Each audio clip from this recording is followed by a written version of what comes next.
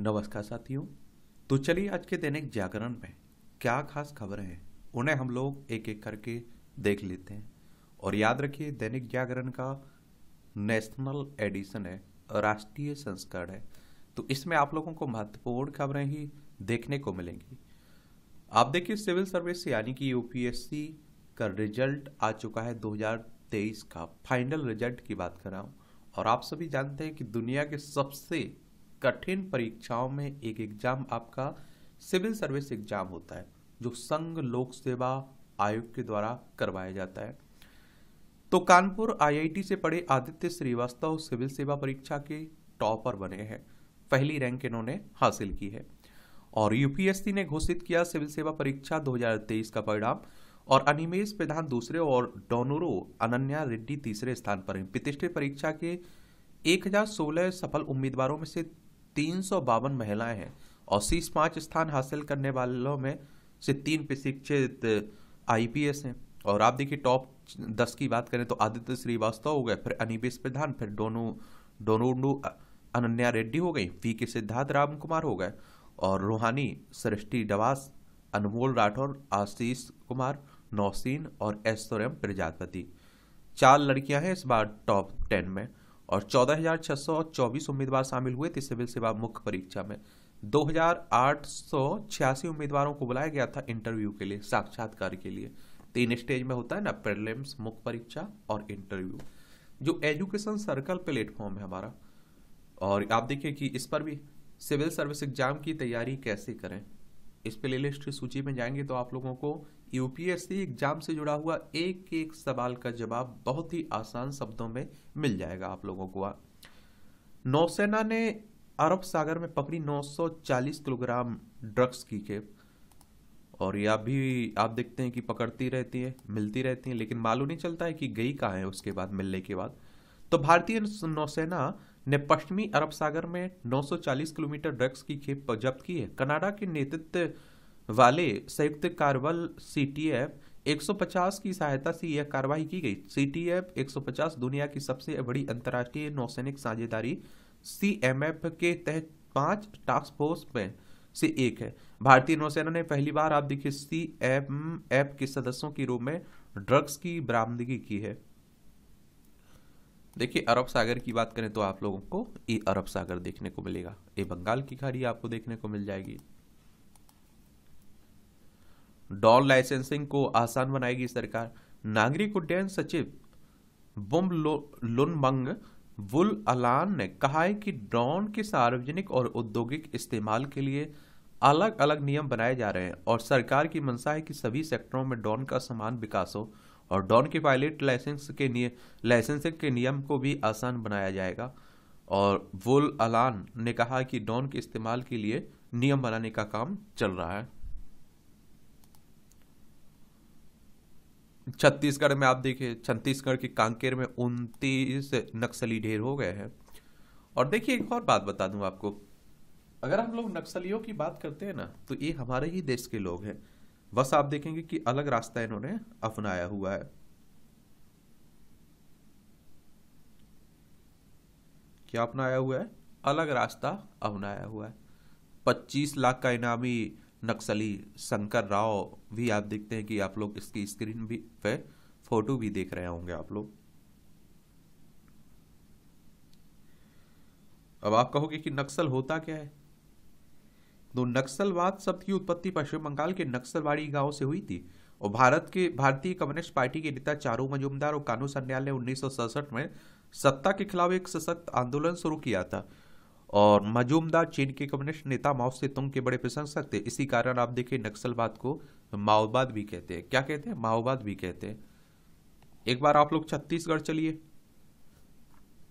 तो आप देखेंगे क्योंकि मध्य प्रदेश से अलग करके 1 नवंबर सन 2000 में से राज्य बनाया गया था छत्तीसगढ़ को। तो रायपुर इसकी राजधानी देखने को मिल जाएगी। और आप देखिए इसकी सीमा मध्य प्रदेश, महाराष्ट्र, तेलंगाना, आंध्र प्रदेश, उड़ीसा, झारखंड और आप देखिए उत्तर प्रदेश से लगती है। कहां से लगती है? उत्तर प्रदेश से लगती है। और अगर हम बात करें देखिए विधानसभा सीटों की तो 90 सीट है, राज्यसभा में 5 सीट है, लोकसभा में 11 सीट है, 1,35,192 वर्ग किलोमीटर में फैला हुआ है ये आपका। और यहाँ के मुख्यमंत्री की बात करें तो विष्णु देव यहाँ के मुख्यमंत्री आपको देखने को मिल जाएंगे, चीफ मिनिस्टर। बैलेट से चुनाव में क्या होता था आप भूले होंगे, पर हमें याद है। सुप्रीम कोर्ट कह रहा है ईवीएम वीवीपैट पर मामला, कहा किसी पर तो भरोसा करना होगा, सिस्टम को ऐसे खारिज करने की कोशिश नहीं करें। और चुनाव आयोग से पूछी मतदान से लेकर मतगणना तक अपनाई जाने वाली पूरी क्रिया के तहत। पहले भी आप देखते हैं कि बैलेट पेपर से जब चुनाव होते थे तब भी धांधली के आरोप लगे थे, बूथ कैप्चरिंग होती थी। आप देखते हैं कि बूथ कैप्चरिंग, वोट लूटने की बातें होती रही थी। और कई बार तो ऐसा भी सुनने में आया कि जिस पोलिंग बूथ पर आप देखते हैं कि वहां जितने वोट होते थे ना, उससे ज्यादा वोट पड़ जाते थे।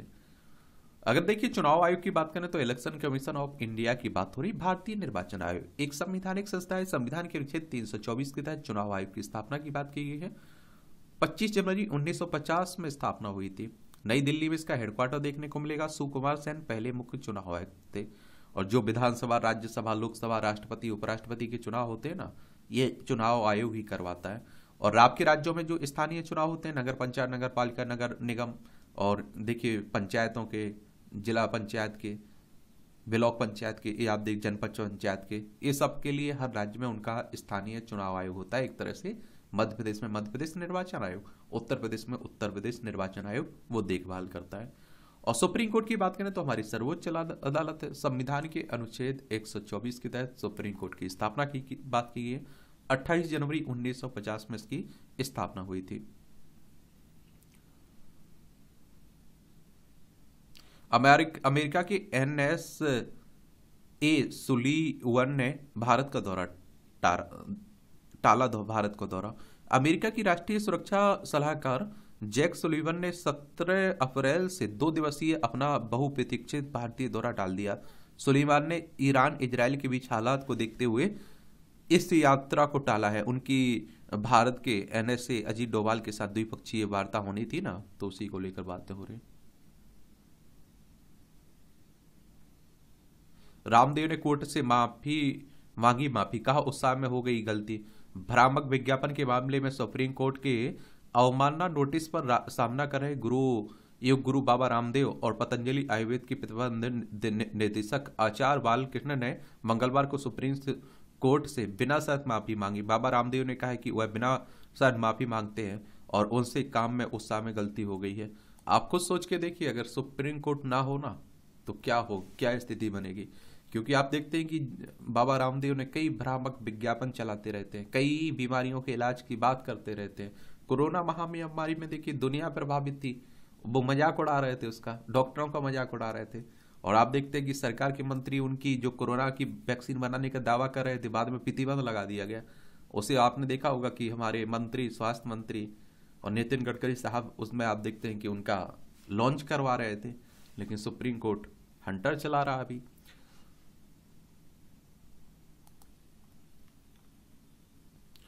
नए शिखर को स्पर्श करेगा सनातनियों का अहयाद। ये आप देखिए नव भव्य मंदिर में आज जन्मेंगे रामलला, होगा सूर्य तिलक, लाखों भक्तों के स्वागत सत्कार को प्रशासन ने कसी कमर। ये आप देखिए अयोध्या की बात हो रही है। ये अयोध्या आप देखेंगे तो उत्तर प्रदेश में देखने को मिलेगा, लखनऊ इसकी राजधानी है।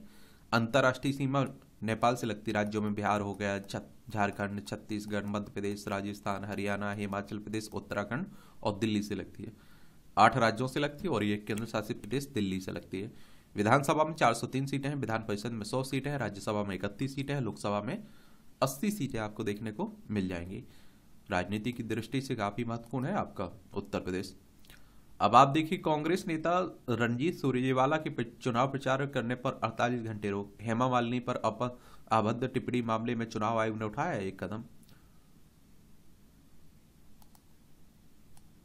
अब आप देखिए राष्ट्रीय राजधानी से जुड़ी खबरें हैं।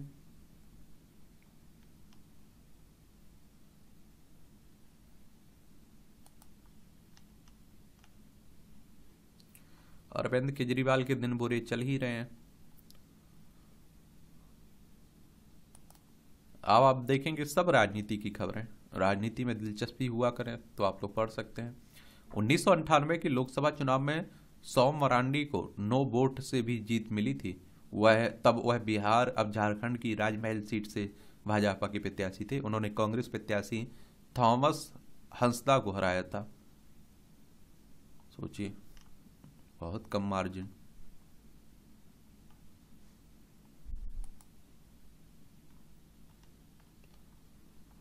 इसका आरोप उस पर, इसका आरोप उस पर, यहाँ से वहाँ जाएंगे, वहाँ से यहाँ आएंगे। राजनीति में अभी यही चलता रहेगा। और जब रिजल्ट आए तो आप लोग रिजल्ट के बारे में जरूर याद रखा करिएगा।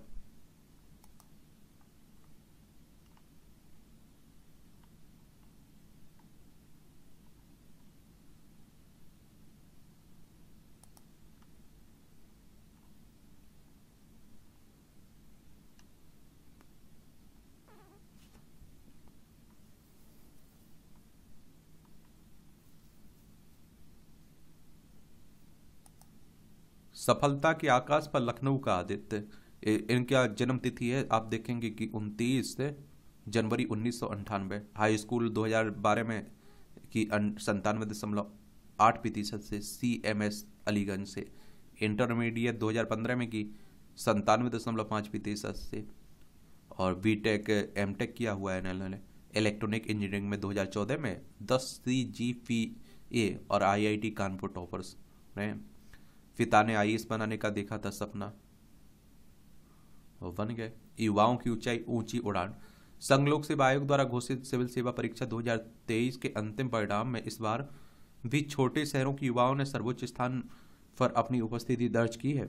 और इन्होंने यह भी दिखाया कि यदि संकल्प दृढ़ हो तो किसी भी लक्ष्य को आसानी से प्राप्त किया जा सकता है। और इस विशेष आयोजन में मिलते हैं सिविल सेवा परीक्षा के। देखिए, लक्ष्य बनाकर करें पढ़ाई, ना गिरें घंटा। बड़ौत की बेटी ने लहराया परचम, पहले प्रयास में ही बन गए IPS। ये विशाल दुबे की बात कर रहा हूँ। ये सब आप लोग कहानियां देख सकते हैं मोटिवेशनल के लिए। और मैं आप लोगों से कह रहा हूँ कि अगर आप सिविल सर्विस की एग्जाम की तैयारी कर रहे हैं तो उसका पैटर्न, पुराने क्वेश्चंस पेपर और सिलेबस पाठ्यक्रम उठा के उसका विश्लेषण करिए, उसे अच्छे से पढ़िए। उससे क्या रहेगा कि ये मालूम चल जाएगा कि कहाँ क्या क्वेश्चंस पूछे जा रहे हैं, क्या क्या सिलेबस है हमारा। एक रोड मैप आपको मिल जाएगा, उस पर ईमानदारी से चलना शुरू कर दीजिए। NCERT किताबें आप लोग पढ़ना शुरू कर दीजिए। फिर आप लोग स्पेशल किताबें पढ़ना शुरू कर दीजिए, न्यूज़पेपर पढ़ना शुरू कर दीजिए। ट्रांस हेडन के 2 युवाओं को मिली सफलता। आप देखिए, हर विषय को दिया महत्व, पहली बार में सफलता। अब आप देखिए, UPSC की बात हो रही है। करीब 6 लाख अभ्यर्थी परीक्षा में हुए थे शामिल, आप देखिए प्रीलिम्स में।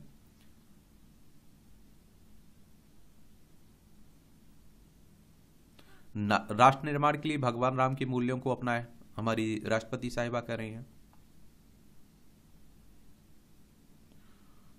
ममता सरकार के सुझाए 6 लोगों को बनाए कुलपति, कोर्ट कह रहा है। सुप्रीम कोर्ट ने बंगाल के राज्यपाल CV आनंद बोस को राज्य सरकार द्वारा मुहैया कराई गई उम्मीदवारों की सूची में 6 उपयुक्त व्यक्तियों की कुलपति नियुक्त करने का निर्देश दिया है।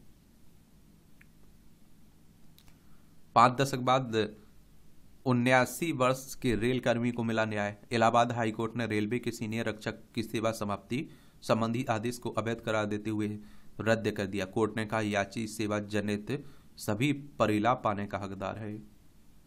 ये 1900 अगस्त 1976 में बर्खास्त रेल अधिकारी की बात हो रही है। 47 साल तक आप देखिए लंबी कानूनी लड़ाई लड़ी इन्होंने।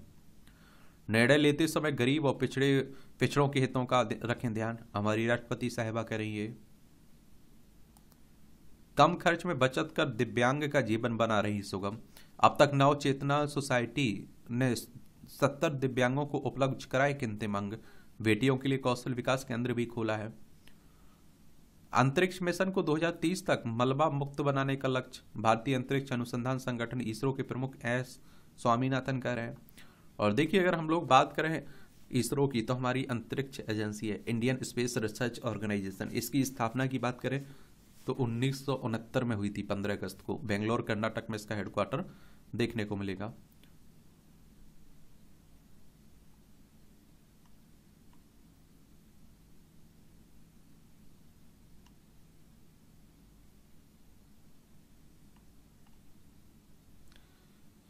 कैमूर की पहाड़ियों पर 12,000 वर्ष पुराने देवी उपासना स्थल है। विश्व का पहला उपासना स्थल होने का दावा से 1982 में खोज लिए गए थे प्राचीन शक्तिपीठ, जब मध्य प्रदेश की बात हो रही है। और आप देखिए प्राचीनतम, इस प्रकार मंदिरों की प्राचीनतम इतिहास की किताबों में काफी लंबे समय तक लिखा गया है कि भारत में मंदिर निर्माण गुप्त साम्राज्य अर्थात 4वीं शताब्दी के आसपास प्रचलित हुआ था। इस प्रकार मंदिरों की प्राचीनता 1600-1700 वर्षों तक सीमित रह जाती है। कहने का अर्थ है कि प्राचीन इतिहास की दृष्टि से बौद्ध स्तूप सनातन मंदिरों की तुलना में अधिक प्राचीन कहलाते हैं। और क्योंकि प्राचीन मंदिरों की विधिवत वैज्ञानिक डेटिंग आज तक नहीं हो पाई है, और पश्चिमी लेखकों जॉन मुयर ने 1817 में अरण्या देवी का अध्ययन किया था। चलिए अच्छी बातें हैं। सुप्रीम कोर्ट ने कहा कि न्यायोत्तर स्वीकारोक्ति कमजोर साक्ष्य है। हत्या के दोषी को बरी करते हुए शीर्ष अदालत ने टिप्पणी की है। 3 दिन में लगभग आप देखिए 2100 अंक टूटा सेंसेक्स।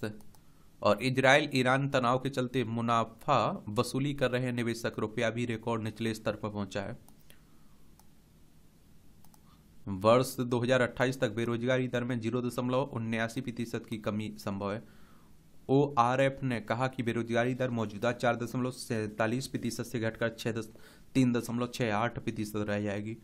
$5 ट्रिलियन आर्थिकी के करीब पहुंचने के साथ देश में 22% बढ़ सकते हैं कुल रोजगार। श्रीलंका को 10,000 टन प्याज निर्यात करेगा भारत। अब देखिए श्रीलंका की बात करें तो ये श्रीलंका है, पाक जलडमरू मन्नार की खाड़ी यही देखने को मिलेगी। और जो आप देखते हैं कि कच्चा तीबू द्वीप हो रहा है ना, विवाद चल रहा है, वो आप देखते हैं कि भारत और श्रीलंका के बीच ही चल रहा है।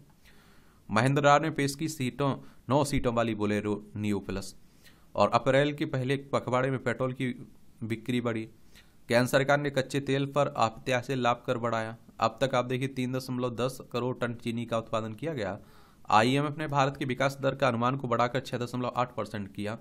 और अंकटाड ने 6.5 की दर से बढ़ेगी अर्थव्यवस्था। अंकटाड कह रहा है, देखिए IMF की अगर हम लोग बात करें तो किसकी, अंतर्राष्ट्रीय मुद्रा कोष की बात हो रही है, इंटरनेशनल मॉनेटरी फंड की बात कर रहा हूँ।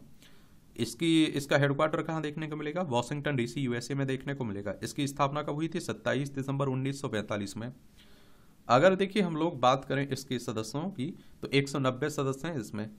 और आप देखेंगे कि अंतर्राष्ट्रीय मौद्रिक सहयोग को बढ़ावा देना, अंतर्राष्ट्रीय व्यापार को सुविधाजनक बनाना, सतत आर्थिक विकास को बढ़ावा देना, भुगतान संतुलन की कठिनाइयों का सामना करने वाले सदस्यों को संसाधन उपलब्ध कराना, अंतर्राष्ट्रीय वित्तीय संकटों को रोकना, उससे उबरने में सहायता करना इसका उद्देश्य है IMF का। और इसके बारे में जरूर याद रखिए, इससे भी क्वेश्चंस कई बार पूछे जाते हैं इस तरह के संगठनों से। ऐप के नए यूजर्स को देना होगा शुल्क। वित्त वर्ष 2023-24 में भारत में से आईफोन का दोगुना निर्यात होने की बात हो रही है। कूल ने पेश किया नया पंखा XLH।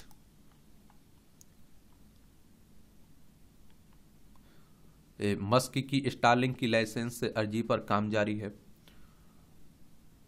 अमिताभ बच्चन को मिलेगा लता दीनानाथ मंगेशकर पुरस्कार। बच्चन से पहले यह सम्मान PM मोदी व आशा भोसले को दिया गया है। और आप देखते हैं कि दिवंगत भारत रत्न शोकोकिला दिवंगत लता मंगेशकर की स्मृति में साल 2012 में शुरू की गई थी इसकी स्थापना। इससे पहले साल 2022 और 2023 में यह अवार्ड क्रमशः PM नरेंद्र मोदी और गायिका आशा भोसले को दिया गया है।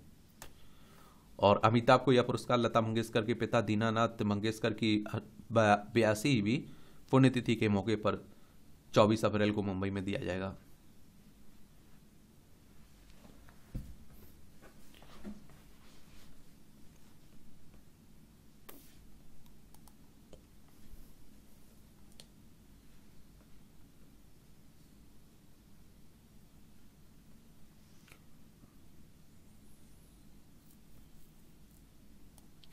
अब आप देखिए अंतर्राष्ट्रीय खबरें हैं और आप देखेंगे कि काफ़ी उठाफटक भी चल रही, अशांति भी चल रही है अंतर्राष्ट्रीय स्तर पर। एशिया में आप देखिए हमारा प्यारा भारत है, रूस यूक्रेन के बीच चल ही रही है। और आप देखते हैं कि ये अरब सागर है, यहाँ ईरान आपको देखने को मिल जाएगा और यहाँ आपको इजराइल देखने को मिल जाएगा, भूमध्य सागर, लाल सागर और अदन की खाड़ी। तो आप देख रहे हैं कि ईरान में और इजराइल में भी तनातनी चल रही है। तो ईरान पर ताजा प्रतिबंध लगाने की तैयारी में अमेरिका। अब अमेरिकी वित्त बोली कि ईरान की घातक गतिविधियों को रोकने में संकोच नहीं करेंगे। और इजरायली विदेश मंत्री की ईरान की मिसाइल कार्यक्रम पर प्रतिबंध लगाने की मांग की गई। सेना प्रमुख को पीएम नेतन्याहू के निर्देश का इंतजार है, कहा जवाब देने को लेकर तैयार है। और भारत ने सेना को आधुनिक बना, रूसी हथियारों पर निर्भरता घटाई। जेफरी क्रूज ने कहा कि हिंद प्रशांत क्षेत्र में चीन की गतिविधियों का मुकाबला करने की भारत ने इच्छा दिखाई। अच्छी बात है। अब हमारे पड़ोसी ऐसे हैं तो हमें ध्यान देना ही होता है। अपेक्षाओं पर खरा उतरे सुरक्षा परिषद, भारत कह रहा है। और देखिए, संयुक्त राष्ट्र में भारत की स्थायी प्रतिनिधि बोली बिना विस्तार यूएनएससी अधूरा है। और देखिए, भारत G4 का सदस्य है। भारत लंबे समय से आप देखिए विकासशील दुनिया के हितों का बेहतर प्रतिनिधित्व करने के लिए सुरक्षा परिषद में स्थायी सीट की मांग कर रहा है। भारत 8 बार 16 वर्ष तक संयुक्त राष्ट्र सुरक्षा परिषद का अस्थायी सदस्य रहा है। भारत की G20 समूह का सदस्य है। ये 4 देश भारत, जापान और जर्मनी, ब्राजील का एक समूह है। और जो आप देखिए यूएनएससी में स्थायी सदस्यता पाने के लिए एक दूसरे का समर्थन करते हैं। यह चारों देश संयुक्त राष्ट्र सुरक्षा परिषद में सुधार की वकालत भी आप देखते हैं एक तरह से करते हैं। और आप देखेंगे भारत 1951 से अब तक कई बार यूएनएससी का स्थायी सदस्य बना, लेकिन अस्थायी सदस्य बना, लेकिन स्थायी सदस्यता की मांग लंबित है। पीएम मोदी ने भारत की स्थायी सदस्यता की वकालत भी की है। अब देखिए, यूएनएससी की बात करें अगर हम लोग, तो इसके बारे में जरूर याद रखा करिएगा, इससे भी क्वेश्चंस पूछ लेता है कई बार। संयुक्त राष्ट्र की बात करें तो 24 अक्टूबर 1945 में इसकी स्थापना हुई थी। न्यूयॉर्क यूएसए में इसका हेडक्वार्टर देखने को मिल जाएगा। और इसमें आप देखिए 15 सदस्य होते हैं, जिनमें से 5 स्थायी सदस्य होते हैं। और स्थायी जो सदस्य हैं यही समस्या बने हुए हैं, इन्हें विशेष पावर मिली हुई है। अगर इनमें से आप देखिए एक भी सदस्य विपक्ष में होता है, उस प्रस्ताव के खिलाफ होता है, तो वो रिजेक्ट हो जाता है। और स्थायी सदस्य किसके पास है? परमानेंट मेंबर चाइना, फ्रांस, रसिया, यूनाइटेड किंगडम और संयुक्त राज्य अमेरिका आपको देखने को मिलेगा। फलस्तीन समर्थकों ने अमेरिका के कई शहरों में प्रदर्शन किया। प्रदर्शनकारियों ने इलिनॉयस, कैलिफोर्निया, न्यूयॉर्क को किया अवरुद्ध। हवाई अड्डों गोल्डन गेट व ब्रुकलिन ब्रिज में घंटों बाधित रहा यातायात।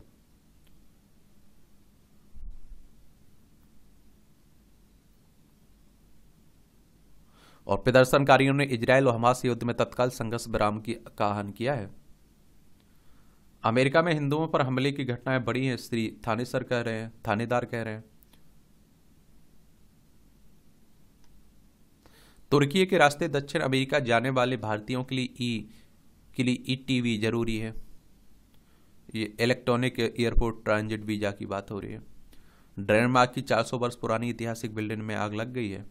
डेनमार्क के कोपेनहेगन में स्थित ऐतिहासिक वोरसन स्टॉक एक्सचेंज की आग की लपेटों आप देखते हैं कि में घिरी है ये बिल्डिंग।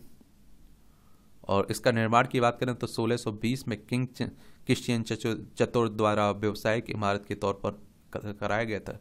और ये डेनिश संसद के करीब है। फिलहाल नुकसान का आकलन नहीं किया जा सकता है। अब आप देखेंगे खेल का क्षेत्र है, आईपीएल चल ही रहा है, तो आप लोग टाइम पास भी कर रहे होंगे और देख भी रहे होंगे। खत्म हो जाने दीजिए, एक ओवरव्यू हम लोग ले लेंगे, बाकी आपको पढ़ना हुआ अगर तो पढ़ सकते हैं। हॉलैंड और केन को घर पर दिखाना होगा दम, चैंपियन लीग की बात हो रही है। घोकिस ने नेपोमनियाची से ड्रा खेला, संयुक्त बढ़त बरकरार रखी। इस स्वतंत्र टूर्नामेंट की बात हो रही है। रोहित एशियाई चैंपियनशिप में कांस्य पदक से चूके, पहलवान रोहित दहिया की बात हो रही है।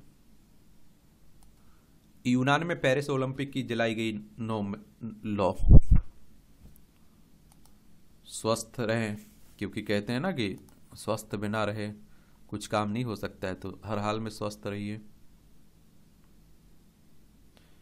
कोविड से हुई मौतों के लिए मुआवजा कोई इनाम नहीं है, बॉम्बे हाई कोर्ट कह रहा है। वृंदावन में श्री कृष्ण मंदिर होगा 70 मंजिला ऊंचा। और $8 करोड़ से बन रहे मंदिर ने भारतीय पर्यटन को मिलेगा बढ़ावा, इस्कॉन कह रहा है। इस्कॉन के शीर्ष पदाधिकारियों बोले मंदिर हमेशा जर्जर स्थिति में नहीं रह सकते हैं। अब आप देखेंगे कि यहाँ भी जनरल नॉलेज की जानकारी मिल जाती, परीक्षा के पॉइंट भी से भी पॉइंट मिल जाते हैं। तो विमान से दुनिया का चक्कर लगाने वाली पहली महिला बनी जेरी। 1964 में आज ही के दिन अमेरिका की गेराल्डिन जेरी विमान से अकेले दुनिया के चक्कर लगाने वाली दुनिया की पहली महिला बनी थी। उन्होंने 19 मार्च को एकल इंजन वाले विमान से सेना मॉडल 180 से अपनी यात्रा शुरू की। यात्रा के दौरान आप देखिए 37,346 किलोमीटर की दूरी तय की थी। बिना गोलीबारी के समाप्त हुआ दुनिया का सबसे लंबा युद्ध। 1986 में आज ही के दिन सिसिली द्वीप समूह और नीदरलैंड के बीच शांति संधि की घोषणा के बाद 1651 में शुरू हुए युद्ध बिना किसी गोलीबारी के समाप्त होगा। और शांति की संधि न करने की वजह से दस्तावेज में यह दोनों देश 335 वर्षों तक युद्ध में रहे थे। पहली दृष्टिहीन आईपीएस अधिकारी बने बेनो जेफाइन। आईएफएस अधिकारी बेनो जेफाइन का जन्म 1990 में आज ही के दिन चेन्नई में हुआ था। स्कूल के दिनों से ही बेनो ने सिविल सेवा परीक्षा में जाने का मन बना लिया था। इसके लिए उन्होंने ब्रेल लिपि में लिखी किताबें पढ़कर, इंटरनेट पर अपने विषयों को सुनकर अपनी तैयारी की। कैरियर की शुरुआत भारतीय स्टेट बैंक के साथ की। 2014 में अपने दूसरे प्रयास में यूपीएससी परीक्षा में 343वीं रैंक हासिल की थी। 2015 में भारत की पहली पूरी तरह से दृष्टिहीन आईएफएस अधिकारी बनकर इतिहास रचा इन्होंने। क्रॉनिक पैंक्रेटाइटिस के लिए हर्बल दवा मिला पेटेंट। 53 साल पहले मेरठ के रामनगर में की चंद्र प्रकाश ने दवा बनाने की शुरुआत। विश्व में आयुर्वेद का लोहा मनवाया है। चलिए अच्छी बात है। पैंक्रियाटाइटिस के 48 मरीजों के ठीक किया है इसमें। ग्रेट बैरियर रीफ में गहराने लगा संकट। ऑस्ट्रेलिया की प्रसिद्ध ग्रेट बैरियर रीफ पर फिर से संकट मंडरा रहा है। यहाँ बड़ी संख्या में मूंगा मृत मिले हैं। पिछले 8 वर्ष में 5वीं बार विज्ञानियों ने चिंता जाहिर की करते हुए इसके अस्तित्व को लेकर आशंका व्यक्त की है। कैन शहर के पास आप देखिए लिजार्ड द्वीप के पास मृत मूंगों का निरीक्षण करते समुद्री जीव विज्ञानी एनी हागेट स्नार्कल्स। उल्लेखनीय है कि ग्रेट बैरियर रीफ को विविधता और सुंदरता का सबसे महत्वपूर्ण स्थल माना जाता है। इसमें आप देखिए प्रबल भित्तियों का दुनिया का सबसे बड़ा संग्रह है, जिसमें 400 प्रकार के मूंगे, 1500 प्रकार की मछलियां और 4000 प्रकार के मोलस्क हैं। त्वचा का गोरापन बढ़ाने वाली क्रीमों से किडनी रोग का जोखिम है, अनुसंधान कह रहा है। नशे में सिर पर रख लिया जलते पटाखों का डब्बा। ये दिल्ली की बात हो रही है। ये आप देखिए मूवियों से जुड़ी खबरें, पढ़ना हो तो पढ़ सकते हैं, छोड़ना हो तो छोड़ सकते हैं। इस तरह से आप देखेंगे कि आज के न्यूज़पेपर की कहानी खत्म होती है, लेकिन जो संपादकीय पाठ जिसकी मांग आप लोग कर रहे हैं कि अलग से दिया जाए, अलग से उसकी क्लास आए, तो उसका अलग हम लोग क्लास में देखेंगे, क्योंकि वो आपके प्रीलिम्स में, मुख्य परीक्षा में, इंटरव्यू में, जब आप लोग मुख्य परीक्षा में आंसर राइटिंग करते हैं, निबंध लिखते हैं ना, तो वहाँ काफ़ी मदद पहुँचाते हैं, एक सामान्य जानकारी मिलती है, तो उसे हम लोग अलग देख लेंगे। आपका कोई सवाल हो मेरे लिए, सुझाव हो तो आप लोग जरूर बता सकते हैं। धन्यवाद।